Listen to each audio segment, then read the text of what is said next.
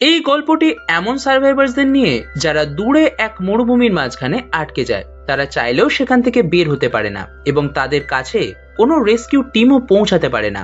কিন্তু তারা সেখানে কিভাবে সার্ভাইভ করেছিল এবং বেঁচেছিল না মারা গিয়েছিল সেটা আমরা আজকের এই এক্সপ্লেনেশনটিতে জানবো।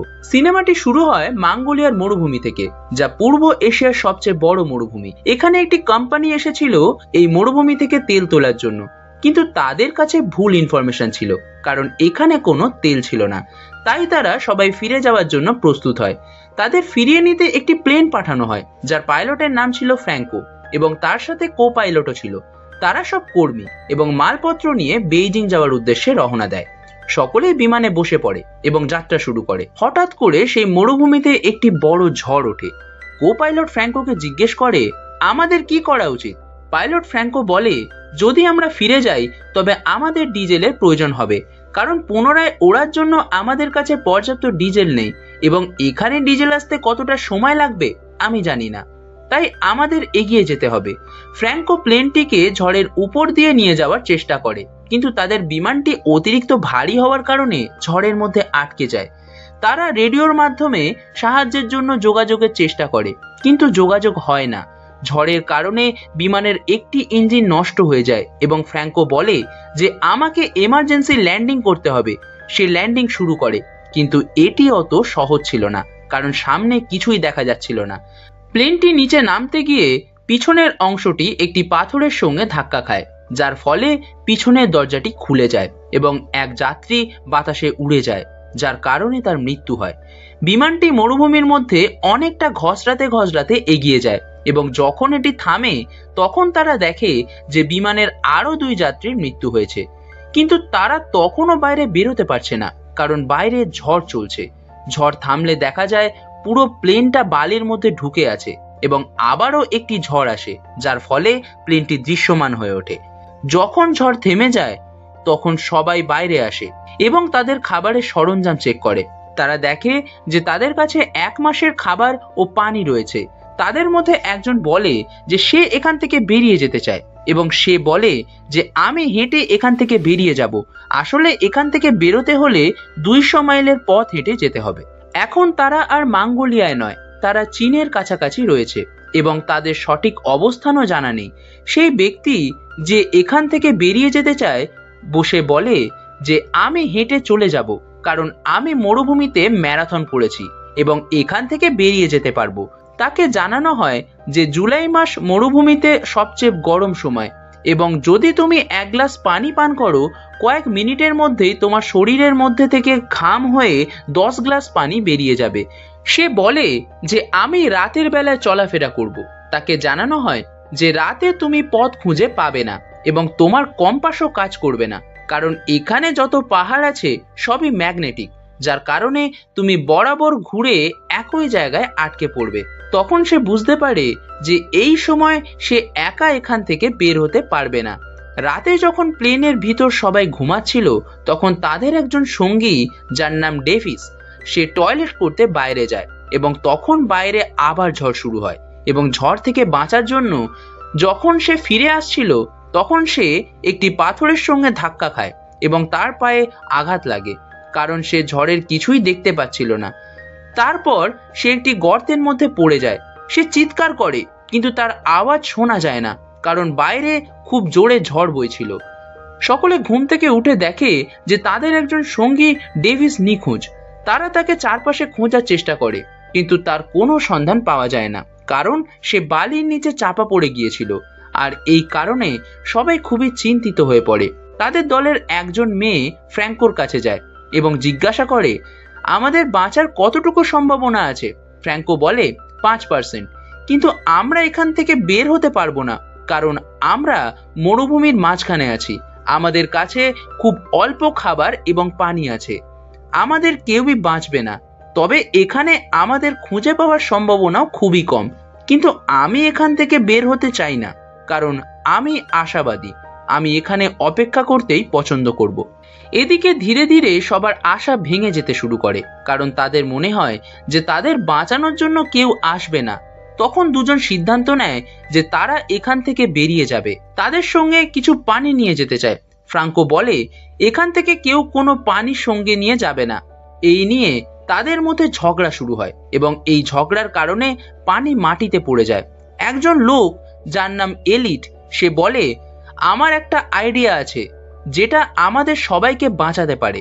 আমি অনেক দিন ধরে প্লেনটি লক্ষ্য করেছি এবং আমরা এই প্লেনটিকে পুনর্নির্মাণ করে একটি নতুন প্লেন বানাতে পারি।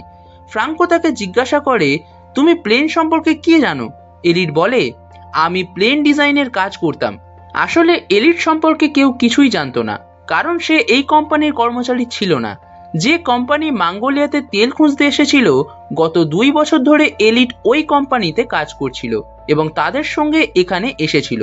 এলিটের ব্যাপারে জানতে পেরে সবাই অবাক হয় এবং তাদের সঙ্গে কিছুটা আশা জাগে যে তারা এখান থেকে বের হতে পারবে। তারা সবাই প্লেন মেরামত করতে রাজি হয়, কিন্তু ফ্রাঙ্কো সরাসরি তা করতে নিষেধ করে এবং বলে এটা সম্ভব না। পরের দিন সকালে দেখা যায় যে তাদের একজন সঙ্গী যার নাম জেমস, সে এখান থেকে বেরিয়ে গেছে। তাকে খুঁজতে দলের সেই মেয়েটি যাচ্ছিল, কিন্তু ফ্রাঙ্কো তাকে থামিয়ে দেয় এবং বলে আমি তাকে খুঁজতে যাব। ফ্রাঙ্কো জেমসকে খুঁজতে বের হয় এবং সেই পাহাড়ে পৌঁছে যায় যেখানে তাদের প্লেনের পিছনের অংশ ধাক্কা খেয়েছিল এবং একজন যাত্রী প্লেন থেকে পড়ে মারা গিয়েছিল।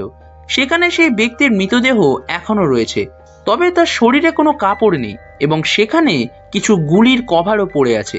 এটা দেখে ফ্রাঙ্কো পুরোপুরি চিন্তিত হয়ে যায়। তখন জেমস আসে এবং বলে আমি এই ব্যক্তির সঙ্গে পোকার খেলায় আমার ঘড়ি হারিয়েছিলাম, তাই আমি তার ঘড়ি নিতে এসেছি। কিন্তু আমাদের আগে এখানে কেউ এসেছিল এবং তার হাত থেকে আমার ঘড়ি নিয়ে গেছে। জেমস আরও বলে আমাদের আগে এখানে মরুভূমির ডাকাতরা এসেছিল এবং তারা আমাদের সঙ্গীর মৃতদেহের ওপর গুলি চালিয়ে নিজেদের নিশানা প্র্যাকটিস করছিল। ফ্রাঙ্কো জেমসকে ফিরে যেতে বলে, কিন্তু জেমস সরাসরি তা অস্বীকার করে এবং বলে তুমি কেন প্লেন তৈরিতে সাহায্য করছো না? ফ্রাঙ্কো বলে আমি তাদের মিথ্যা আশা দিতে চাই না, এটা কোনো কাজে আসবে না। জেমস বলে এই পৃথিবীতে প্রত্যেক মানুষের ভালোবাসার প্রয়োজন। যদি আমরা কাউকে ভালোবাসতে দিতে না পারি তবে অন্তত তাকে আশা দিতে পারি, আর যদি আমরা তাকে আশাও দিতে না পারি তবে সে যা চায় তাকে করতে দেওয়া উচিত। জেমসের কথা শুনে ফ্রাঙ্কো অবশেষে প্লেন তৈরিতে সাহায্য করতে রাজি হয়, যদিও তার বিশ্বাস ছিল না যে প্লেনটি তৈরি হবে। তারা সবাই মিলে প্লেন তৈরির কাজ শুরু করে। দিনের বেলা তারা কাজ করে না, কারণ এখানে খুব বেশি গরম, তাই তারা রাতে কাজ শুরু করে। কিন্তু তখনই তাদের সমস্যা আরও বাড়তে থাকে, কারণ রাতে কাজ করার সময় জেনারেটর চালানোর জন্য যে ডিজেল তারা ব্যবহার করত তা হঠাৎ করে তাতে আগুনে ফুলকি পড়ে জ্বলে যায়। ভাগ্যক্রমে কেউ মারা যায়নি, কিন্তু সব ডিজেল নষ্ট হয়ে যায়। তাদের কাছে যে সামান্য জ্বালানি বাকি ছিল তা দিয়ে তারা আর রাতের বেলায় কাজ করতে পারবে না, তাই এখন তাদের দিনে কাজ করতে হবে। যদিও দিনের বেলায় ভীষণ গরম ছিল, তবে তারা হাল ছাড়ে না এবং দিনের বেলাতেও কাজ শুরু করে। তারা প্লেনের একটি ডানা লাগানোর চেষ্টা করে, কিন্তু যদি ডানাটি নিচে পড়ে যায় তবে তাদের কাছে কোনো ক্রেন নেই যা এটি তোলার জন্য ব্যবহার করা যেতে পারে। তাই তারা খুব ধীরে ধীরে ডানাটি নিচে নামাতে শুরু করে। হঠাৎ করে চেনটি ছিঁড়ে যায় যা দিয়ে তারা ডানাটিকে ধরে রেখেছিল এবং ডানাটি দ্রুত নিচের দিকে গিয়ে প্লেনের সঙ্গে ধাক্কা খায়। সবাই হতাশ হয়ে পড়ে। তারা তখন সেটা চেক করে এবং দেখে ডানাটি তার জায়গায় ঠিকভাবে বসে আছে। ডানাটি ঠিকভাবে বসার পর প্লেনের পুরো কাঠামো সম্পূর্ণ হয় এবং সবার মধ্যে আশা জাগে যে তারা এবার এখান থেকে উড়ে যেতে পারবে।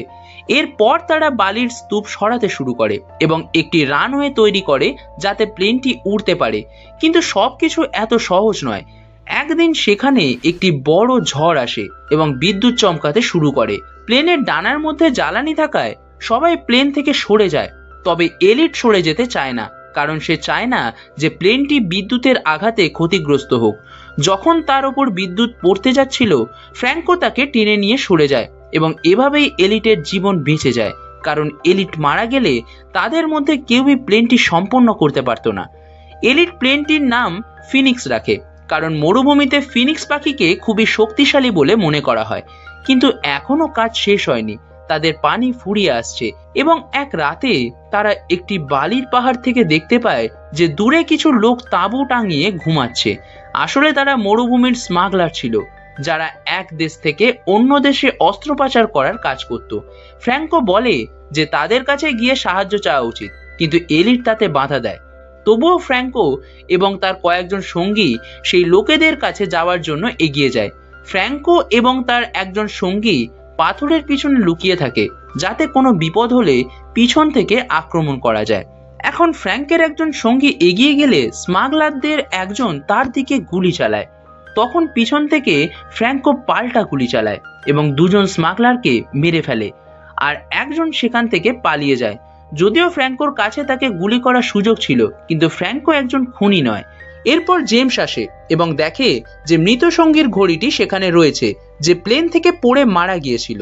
তখন সে বুঝতে পারে যে এরা তিনজনই স্মাগলার এবং তারা আগেও এখানে এসেছিল।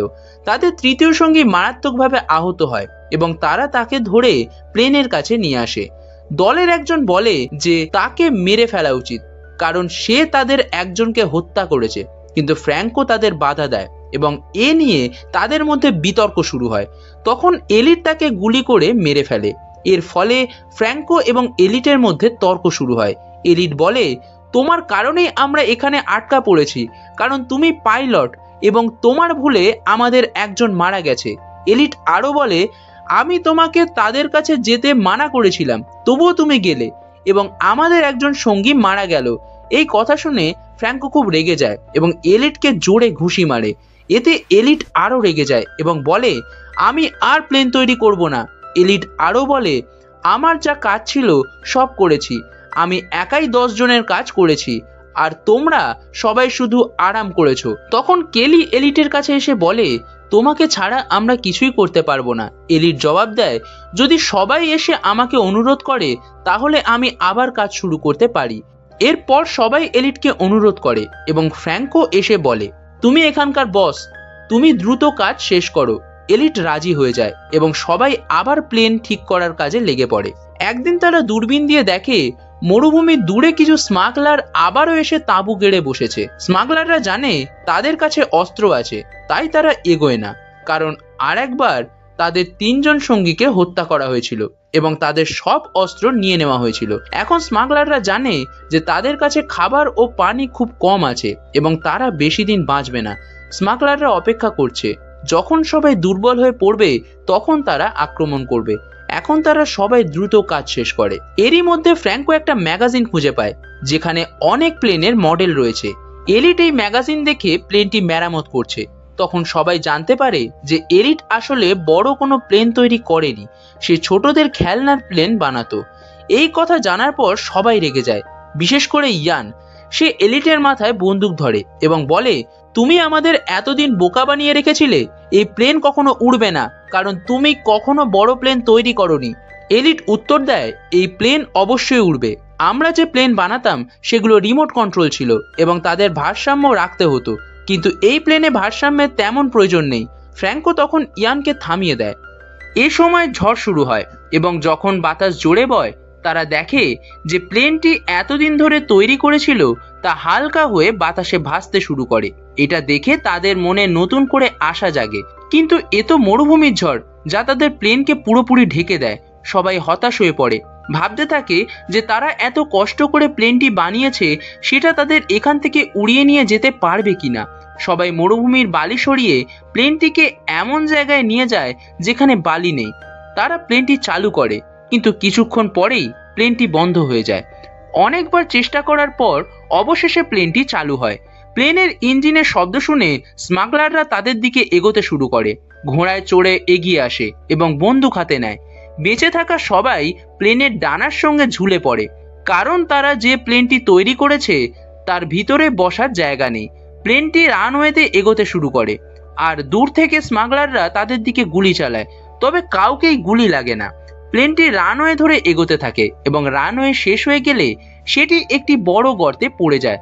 স্মাগলাররা ভাবে সবাই মারা গেছে, কিন্তু ঠিক তখনই ফিনিক্স প্লেনটি গর্ত থেকে উঠে উড়তে শুরু করে। সবাই আনন্দে ভরে যায়, কারণ তাদের এতদিনের পরিশ্রম সফল হয়েছে। তারা মৃত্যুটিকে পরাজিত করে সেই মরুভূমি থেকে বেরিয়ে আসে, যা থেকে বের হওয়া প্রায় অসম্ভব ছিল। শেষ সিনে দেখা যায় সবাই তাদের পরিবারের সঙ্গে সুখে কাজ করছে। ফ্র্যাঙ্কো এবং তার কো পাইলট নিজেদের কোম্পানি খুলেছে যার নাম ফিনিক্স রেখেছে। এরপর এলিটের একটি ছবি দেখানো হয় যা একটি ম্যাগাজিনের হেডলাইনে ছাপা হয়েছে। সেখানে লেখা থাকে নাসার পরবর্তী আশা, অর্থাৎ এখন এলিট নাসায় কাজ করছে, এবং এর সাথেই এই সিনেমাটি শেষ হয়ে যায়।